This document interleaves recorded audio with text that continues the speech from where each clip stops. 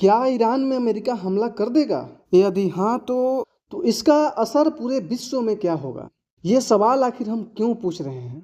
इसके पूछने के पीछे का एक कारण है। चलिए हम इसके कारण को ढूंढते हैं और चलते हैं 28 दिसंबर 2025 को, क्योंकि इसी दिन ईरान की सड़कों पर महंगाई और मुद्रा के अवमूल्यन के खिलाफ विरोध शुरू हो गया, जो कुछ ही दिनों में देशव्यापी गृह युद्ध के कगार तक पहुंच गया।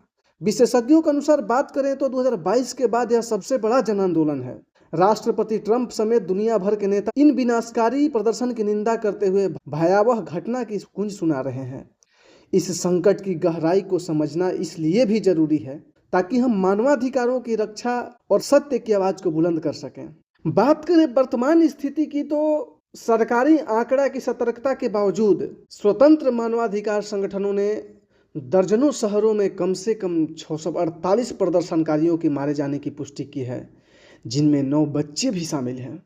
सुरक्षा बलों ने गोलीबारी और अश्रु गैस का उपयोग कर भीड़ को तीतर बीतर कर दिया। कई अस्पताल तो घायलों और लाशों से भरे पड़े हैं। राज्य मीडिया के अनुसार अब तक 121 सुरक्षा बलों के जवान भी मारे गए हैं। इस जानलेवा दमन की अभी पूरी सत्यता सामने नहीं आ सकी, क्योंकि इंटरनेट बंदी के कारण सूचना का बहाव रुक सा गया है। दरअसल ईरान में पूर्णतः ब्लैकआउट है। वहाँ इंटरनेट पर पूर्णतः रोक लगा दिया गया है। 8 जनवरी 2026 की रात से ही ईरान में लगभग इंटरनेट पूरी तरह से बंद है। नेट ब्लॉक्स के अनुसार 99% कनेक्टिविटी बंद हो चुकी है और इसका असर यह है आपात सेवाओं में भी बाधा आई है, जो कि विदेश में रहने वाले आम नागरिकों को सही घटना की जानकारी ही नहीं मिल पा रही। यूनाइटेड नेशंस के मानवाधिकार के जो प्रमुख हैं वोल्कर टर्क, उन्होंने सर्वदलीय तेजी से बढ़ती हिंसा और गिरफ्तारियों की रिपोर्ट पर चिंता जताई है और अधिकारियों से मांग की है कि तुरंत बल प्रयोग बंद करें और इंटरनेट को बहाल करें। बात करें ईरानी सरकार की ओर से तो सरकार ने भी प्रतिक्रिया देते हुए प्रदर्शनकारियों को विरोधी देश का एजेंट और आतंकवादी बताते हुए कड़े रूप से दमन का राह चुन चुकी है। शीर्ष नेता जो अयतुल्ला खामनेई हैं, उन्होंने विरोध दंगाइयों का आंदोलन कहा है और कोई दया न दिखाने की चेतावनी दी है।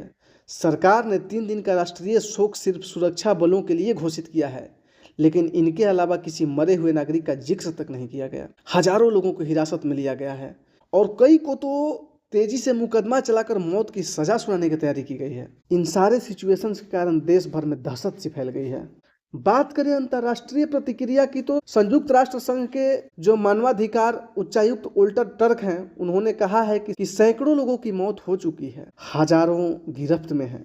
उन्होंने ईरानी अधिकारियों से अपील की है कि सभी प्रकार की हिंसा तुरंत रोकी जाए और इंटरनेट को बहाल किया जाए। जो महासचिव हैं एंटोनियो गुटेरस, उन्होंने भी ट्विटर पर अभिव्यक्ति की आज़ादी की रक्षा का आह्वान किया है और ये कर भी क्या सकते हैं। वैसे भी इनका वर्चस्व अमेरिका के आगे नहीं चलता, ये बस दिखाने के लिए ही अब यूएन रह गई है। यूएन का कानून को तो कभी अमेरिका अनफॉलो कर देता है तो कभी रसिया कर देता है। इस संकट को देखते हुए भी कई मानवाधिकार विशेषज्ञों ने ईरानी सरकार को संवाद की राह अपनाने का सुझाव दिया है।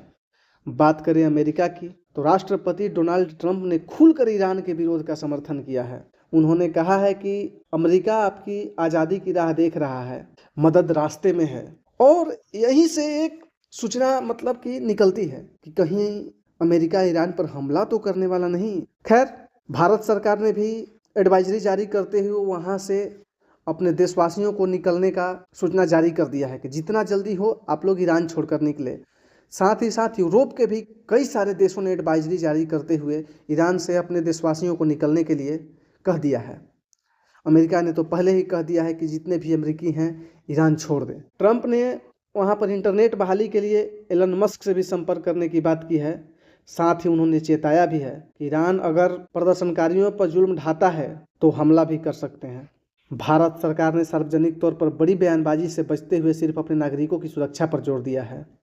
विदेश मंत्रालय ने 5 जनवरी को जारी सलाह में नागरिकों से कहा है कि वे अनावश्यक ईरान यात्रा को टाल दें और प्रदर्शन वाले क्षेत्र से तो बिल्कुल ही दूर रहें।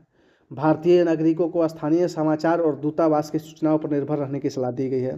यूरोप की बात करें तो ब्रिटेन, फ्रांस और जर्मनी सहित कई पश्चिमी देशों ने ईरानी हिंसा की कड़ी निंदा की है। फ्रांस, यूके, जर्मनी की संयुक्त घोषणा में कहा गया है कि वे ईरान के जनता के शांतिपूर्ण विरोध की इजाज़त देनी चाहिए। अमेरिका और यूरोपियन यूनियन ने तो ईरान के अधिकारियों से संयम बरतने की अपील की है। इस बीच दुनिया के कई शहरों पेरिस, लंदन, बर्लिन और इस्तांबुल जैसे शहरों में ईरान समर्थक रैलियां निकली, जहां की प्राचीन झंडे को लेकर लोगों ने प्रदर्शनकारियों के समर्थन में नारेबाजी की। इन सब के बीच एक व्यक्ति को लेकर अमेरिका बिल्कुल तन चुका है, जिसका नाम है इरफान सुल्तानी। इस 26 वर्षीय व्यक्ति को तेहरान के पास फर्दिस में 8 जनवरी को घर से गिरफ्तार किया गया और बस 4 दिन बाद ही उसके परिवार को बताया गया कि उसे मौत की सजा दे दी गई है। मानवाधिकार समूहों के अनुसार उसे वकील तक की अनुमति दिए बिना फास्ट ट्रैक कोर्ट में महरबे, जिसका अर्थ होता है खुदा के खिलाफ युद्ध, के आरोप में दोषी ठहराया गया। वैश्विक आलोचना के बाद ट्रंप प्रशासन के दबाव से अचानक कहा गया कि अब उसकी फांसी रद्द कर दी गई है। फिर भी ईरान के मामले ने दिखाया कि इस दमन अभियान में कितनी तेजी से कदम उठाए जा रहे हैं। 15 जनवरी को ईरान ने बेपटरी रणनीति अपनाते हुए अपने इकोनॉमिक एयर स्पेस को 4 घंटे तक बंद कर दिए। इसका कोई औपचारिक कारण तक नहीं बताया गया, लेकिन यह जासूसी है कि संयुक्त राज्य के साथ तनाव बढ़ने के बीच मिसाइल परीक्षण या सैन्य अभ्यास हो सकते हैं।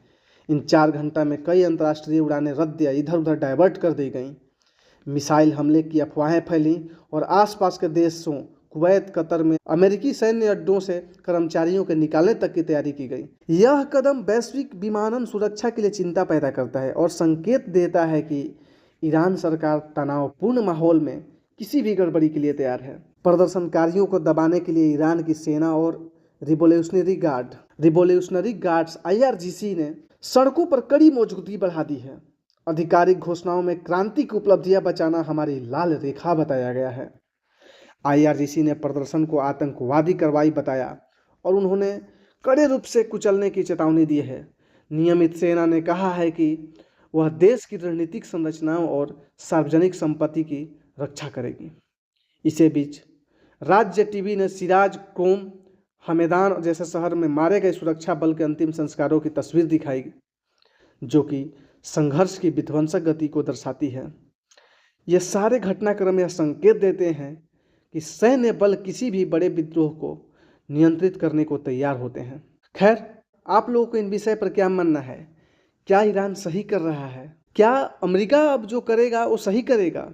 ईरान पर हमला करना कहीं विश्व युद्ध को न्योता देना तो नहीं हो जाएगा? क्या सोचते हैं आप लोग? बारे में कमेंट्स में ज़रूर बताएं और वीडियो अच्छी लगे तो मेरे चैनल को सब्सक्राइब और वीडियो को लाइक ज़रूर करें और दोस्तों के साथ शेयर करें। तब तक के लिए धन्यवाद। जय हिंद।